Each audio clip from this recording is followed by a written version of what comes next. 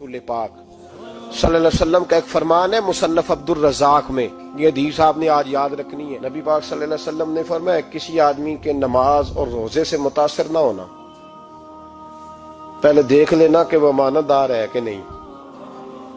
किसी के नमाज रोजे से मुतासिर नहीं होना, पहले देख लेना कि दयानतदार है कि देखना लोगों की जेबों पे कितनी नजरें डालता है।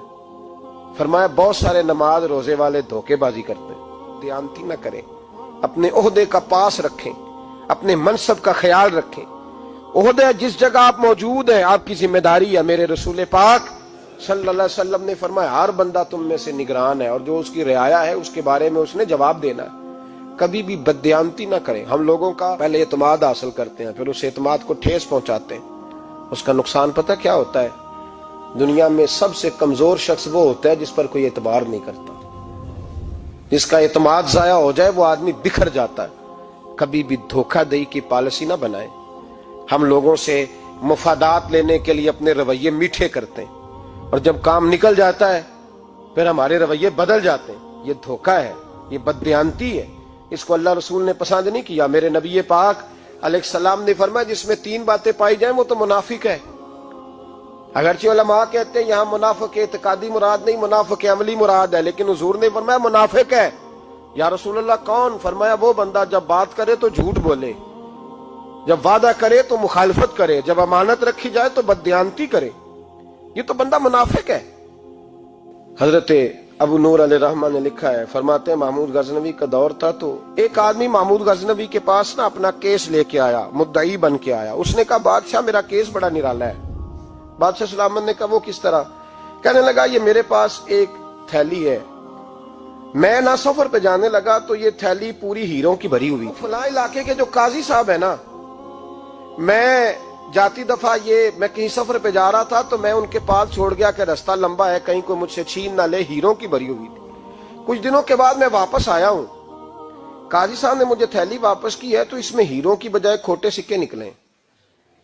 अब मैंने काजी साहब से कहा है तो काजी साहब तो मेरे गिरेबान तक आते हैं, वो कहते हैं बता कहीं से फटी है, खुली है? वो जिस तरह टांके लगा के तूने सी थी उसी तरह लगे हुए हैं कि नहीं? तो हुजूर लगे भी बिल्कुल उसी तरह है, ना फटी है ना खुली है। अब मैं लुट गया हूं, मेरी कुल उम्र की कमाई जाया हो गई, खोटे सिक्के कहां और हीरे कहां? तो मेहरबानी करें और आप की बारगाह में अल्लाह रसूल के नाम पर हलफ देता हूं कि मैं हूं बिल्कुल सच्चा। महमूद गजनवी कहने लगे तू जा, थैली छोड़ जा और जब मैं तुझे बुलाऊंगा फिर दोबारा आना। वो शख्स चला गया। महमूद गजनवी उठे, दरबार बर्खास्त किया, लोगों से कहने लगे चले जाओ, मैं 3 दिन के लिए सैर करने जा रहा हूं, 3 दिन के बाद लौटूंगा। अकेले जब रह गए ना महमूद दरबार में तो महबूब ने छुरी मंगाई। वो जिस तख्त पे बैठते थे वहां गद्दा बिछा हुआ था, ये गद्दा पड़ा है ना, वो गद्दा बिछा हुआ। तो महमूद ने छुरी के साथ उसको फाड़ डाला और छुरी जेब में रखी, निकल गए। कहने लगे मेरे बाद कोई मेरे दरबार वाले इहाते में दाखिल ना हो। महमूद चले गए। अब वो सफाई करने वाला जब आया ना, उसने आके देखा तो गद्दा तो फटा हुआ है। उसने शोर डाल दिया, पहरेदार भी आ गए, फलां साहब भी आ गए, फलां साहब। उसने कहा ओ खुदा के बंदो उसका गद्दा फट गया है, वो तो मार डालेगा। उसने कहा था सिवाय सफाई और निगरानी वाले के दूसरा आए कोई ना, और यहाँ आया भी कोई नहीं। पहले दिन ही फटा हुआ है तो लटका देगा सबको, क्या करें? शोर हो गया, सारे दरबार के मुलाजिमीन इकट्ठे हो गए। एक बंदा बोला, कहने लगा फिक्र ना करो, मैं कैसे बंदे को जानता हूं, इस तरह सिएगा कि जिसने फाड़ा होगा उसे भी पता नहीं चलेगा कहां से फटा था। ऐसा बेहतरीन रफू करेगा कि पता भी। उसने कहा यार हम सारे 1-1 महीने की तनख्वाह देते हैं, तू बंदा बुला। वो बुला लिया उसको, उसका नाम मोहम्मद रफूगर था। वो आया, उसको गद्दा दिखाया, उसका यार इस तरह सीना पता ना चले। उसने कहा फिक्र ही ना करो, मैं बड़ा कारीगर हूं। बड़े बड़े कारीगर लोग नहीं हमारे मुल्क में पाए जाते, कोई निशान छोड़ते हैं पीछे? बड़े कारीगर का पैसे होने चाहिए, बड़े बड़े कारीगर बंदे। आप यकीन करें ऐसा ऐसा फलसफा, ये उम्रा इबादत है ना, सरकार दो आलम सल्लल्लाहु अलैहि वसल्लम की बारगाह की हाजिरी बड़ी नेमत है ना। तो सऊदी गवर्नमेंट ने पाबंदी लगा दी, खैर उनकी भी ज्यादती है। इस तरह की पाबंदियां शरीयत इस्लामिया में जायज नहीं। अल्लाह के घर मुसलमान जब चाहे जा सकता है, लेकिन वो कहते हैं जी 2000 रियाल दे जिसने 2 साल बाद भी आना है। उन्होंने पाबंदी लगाई तो हमारे एजेंटों ने भी कई खास ट्रेनिंग हासिल की हुई है, पता नहीं कहां से सीख के आए, उन्होंने भी रास्ता निकाल लिया। ایک صاحب سے میں نے کہا کہ جناب وہ 2000 ریال لگ گیا تو کیا کرنا ہے؟ کہنے کوئی مسئلہ نہیں، پاسپورٹ نواں بنوا لو، گنجائش ہے، یعنی ہر شے کا حل ہے۔ تو میں نے کہا یار اب عمرہ کرنے جاتے وقت بھی بندہ دھوکہ دے کے جائے، اللہ کے گھر جاتے وقت بھی اس طرح کی حرکت کرے، کیا حال ہو گیا؟ ہر چیز کا لوگوں نے حل نکال لیا، ہر چیز کا لوگوں نے سٹائل بنا لی۔ ایسا نہ کریں، یہ درست نہیں۔ احمد رفو گر کہنے لگا اس طرح سیوں گا کہ پھاڑنے والے کو بھی پتہ نہیں۔ ان کا پیسے لے یار تو سی دے۔ اس نے سی دی، اگلے شام ہی لا کے بچھا دیا گدا۔ تیسرے دن بادشاہ سلامت آئے، آ کے پہلی نظر گدے پہ ڈالی، اس نے بلایا سب ملازمین کو، کہا کس نے سیا ہے؟ کہا جناب کیا ہوا؟ کہا یہ پھٹا ہوا تھا۔ کس نے؟ کہا نہیں پھٹا ہی نہیں۔ وہ کہنے لگے بنو بات، میں خود پھاڑ کے گیا تھا، تو بتاؤ صحیح سیا کس نے ہے؟ کہا جناب آپ پھاڑ کے گئے تھے تو بتایا کیوں نہیں؟ فرمانے لگے اسی لیے تو بتایا نہیں تھا کہ تم خود تحقیق کر لو، بلاؤ بتاؤ سیا کس نے۔ تو بلا لیا، احمد رفو گر آ گیا۔ اس کو جب بلا کے سامنے بادشاہ کھڑا کیا، کہا بھئی تم نے سیا ہے؟ کہنے لگا حضور آپ کے سارے ملازم کٹھے ہو کے آئے تھے، میری غلطی کوئی نہیں۔ کہا نہیں یار تو بڑا کاریگر ہے، میں نے اپنے ہاتھ سے پھاڑا تھا پر مجھے بھی نہیں پتا چل رہا کہاں سے پھٹا تھا۔ اچھا یہ بتا یہ تھیلی جو ہے یہ بھی تو نے سی تھی؟ اس نے کہا جی آپ کے خادم کا ہی کارنامہ ہے، وہ فلانے علاقے کے قاضی صاحب آئے تھے، اس میں سے ہیرے نکال کے تو کھوٹے سکے بھرے تھے، تو مجھے بھی تھوڑا سا حصہ ملا تھا۔ محمود نے سارے گواہ بھی اکٹھے کر لیے، ثبوت بھی اکٹھے کر لیے۔ پھر قاضی کو بلایا، پہلے سارے ثبوت اور گواہ کیس حل کر لیا۔ پھر ہمارے ہاں یہ حال ہوتا ہے کہ مدعی 2-3 ہفتے کے بعد خود ہی ہاتھ باندھ جاتا ہے، کہنا تسی میری جان چھڈو، مجرم پھڑو پاوے نہ پڑھو۔ وہ کہتا ہے مجھے معافی دو، میں رہا۔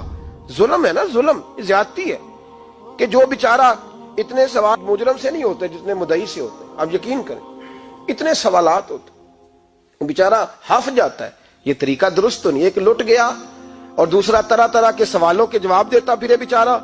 سارے ثبوت اکٹھے کر کے قاضی صاحب کو بلایا، تنہائی میں لے جا کے محمود غزنوی نے کہا قاضی صاحب آپ سے غلطی ہو گئی، غریب آدمی تھا، وہ لٹ گیا ہے، اس نے تو بڑی مشکل سے کچھ ہیرے جمع کیے تھے اور اس کی کل کائنات تھی، تو آپ اس کا مال اسے دے دیں، بات ختم۔ قاضی صاحب کہنے لگے آپ مجھ پہ الزام لگا رہے ہیں، سوال ہی نہیں پیدا ہوتا، آپ میری داڑھی دیکھیں، آپ میرا اعزاز دیکھیں، دنیا جانتی ہے میں اس کا۔ قاضی صاحب انسان بھول ہی جاتا ہے، بندہ بھول جاتا ہے، غلطی ہوگی، مال نے کہا نہیں سب، کہا میں تنہائی میں پوچھ رہا ہوں، میں اس وقت پوچھ رہا ہوں جب دوسرا موجود کوئی نہیں، آج توبہ کر لے، میں کچھ نہیں کہوں گا، تو میری زبان پہ اعتبار کر، تجھے پتہ ہے میں جو کہتا ہوں اس پہ عمل بھی کرتا ہوں، باز آ جا۔ پر قاضی نے کہا نہیں میری غلطی کوئی نہیں۔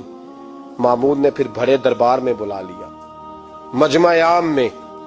مہلت کے دنوں میں جو توبہ کر لے وہ بچ جاتے ہیں، لیکن لوگ رسوائیوں کے دنوں میں پھر واپس لوٹتے ہیں اگلا گھر دیکھ کے، پھر حالات اور طرح کے ہو چکے ہوتے ہیں۔ جب بڑے دربار میں قاضی کو بلایا، بھائی تو مانتا ہے کہ نہیں؟ اس نے کہا نہیں۔ تو کہا بلاؤ احمد رفو گر کو۔ جب وہ احمد رفو گر آیا تو بوڑھے قاضی کی ٹانگیں کانپنے لگی، جملے ٹوٹنے لگے، لفظ زمین پر گرنے لگے، بات صحیح نہیں ہوتی، زبان لڑکھڑانے لگی۔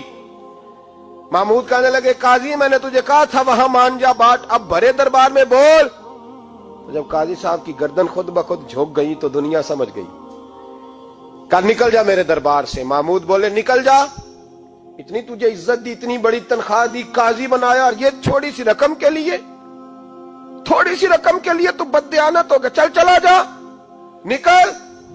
قاضی دربار سے نکلا تو لوگ لعنتیں برسانے لگے۔ کل جو دکانیں چھوڑ کے سلوٹ کرنے آتے تھے وہ کہنے لگے اس کی عمر دیکھو، اس کے کام دیکھو، دیکھو اس نے کیا کیا۔ گھر گیا، بچے جن کے لیے پاپ کمایا تھا، جنہاں لی تو پاپ کمائے ہن کتھے نہیں ہو تیرے کر دے۔ وہ بچے کہنے لگے ابا جی ہم تو سکول مدرسہ جانے کے قابل نہیں رہے، امید تھی کہ بیوی ساتھ دے گی۔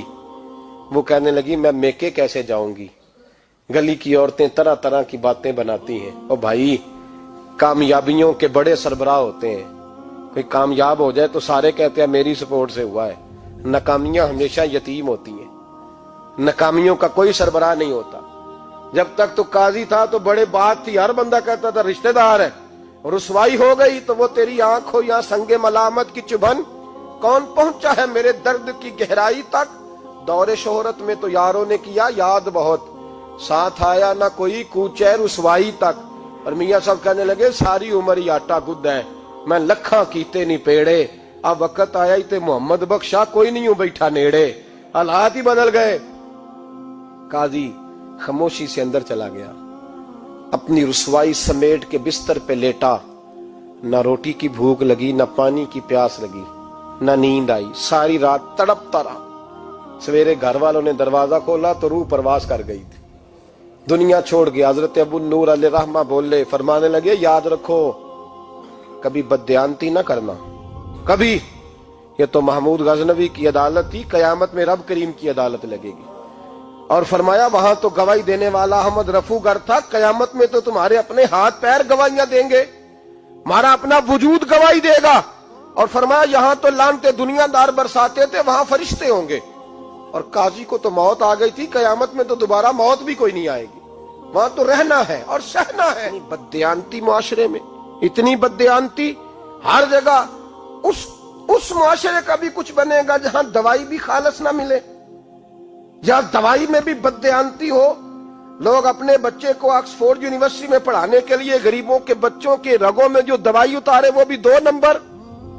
اتنا بڑا بھی کوئی بددیانت معاشرہ ہوتا ہے کہ لوگ یہاں تک دھندا کریں، یہاں تک کہ لوگ لوگوں کی زندگیوں سے کھیل جائیں اور ہمیں احساس تک نہ ہو کہ کوئی مر جائے گا، کوئی ڈوب جائے گا، کیا بنے گا۔ اور جس نے وہ اپنی رجسٹر کی دوائی کی، اس نے 2-4 لاکھ روپیہ لیا اور اس نے یہ نہیں سوچا کتنے انسان میری وجہ سے مریں گے۔ قتل صرف یہ تو نہیں ہوتا گولی مار کے مار دینا، لوگوں کی زندگیوں سے لوگ کھیل جاتے ہیں، لوگ تباہی کر جاتے ہیں، لیکن بددیانتی سے باز نہیں آتے۔ میرے رسول پاک علیہ السلام کے غلاموں، نبی پاک صلی اللہ علیہ وسلم نے ذرا سی بددیانتی، اور صحابہ کا یہ مزاج تھا، اتنی سی بھی کبھی ان سے غلطی ہوتی تو تڑپ